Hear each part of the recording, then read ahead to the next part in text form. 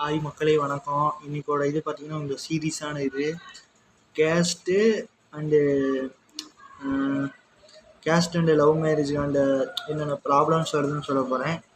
இன்றைக்கி பார்த்தீங்கன்னா கேஸ்ட்டு தான் பெரிய ப்ராப்ளமாக இருக்குது. நீ ஒரு கேஸ்ட்டு, நான் ஒரு கேஸ்ட், நீ வேறு கேஸ்ட், நான் வேறு கேஸ்ட்டுங்கிற ப்ராப்ளம்னாலேயே முக்கால்வாசி ஒன்று லவ் பண்ணுறவங்க சேர விட மாட்டுறாங்க, இன்னொன்று சேர்ந்தாலும் ஏதோ வந்து பிரித்து வச்சுறாங்க, இல்லைன்னா அவங்களே மொத்தமாக முடிச்சு விட்றாங்க. அது ஏன்னு தெரியல.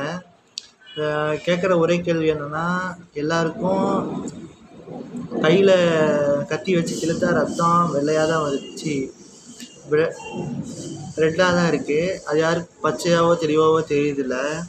திங்கிற சோறெல்லாம் ஒரே சோறு தான். பணக்காரனாக இருந்தாலும் சரி, மிடில் கிளாஸாக இருந்தாலும் சரி, யாராக இருந்தாலும் சரி, சோறு உயிர் எல்லாம் ஒன்று தான்.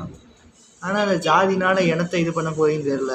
ஸோ நீங்கிற சோறில் பார்த்தீங்கன்னா எல்லாரோட கேஸ்ட்டு, அதாவது கேஸ்டோட சேர்ந்து தான் வருது. அதெல்லாம் இது பண்ணுறீங்கள, அதில் வந்து எங்களோட இது மட்டும் தான் வேணும்னு சொன்னீங்கன்னா நீங்கள் சோறு திக்க முடியுமா, இல்லை வண்டி ஓட்ட முடியுமா, வெளியே போக முடியுமா, எதாவது பண்ண முடியுமா, ஃபஸ்ட் நீங்கள் வாழ முடியுமா, வீடு நீங்கள் என்னோடய கேஸ்ட்டு மட்டும் தான் வேணும்னா வீடு கட்ட முடியுமா, இல்லை என்னோடய கேஸ்ட்டுக்கு மட்டும்தான் வேலை இருக்குன்னா வேலை பார்க்க முடியுமா, எதுவுமே பார்க்க முடியாது.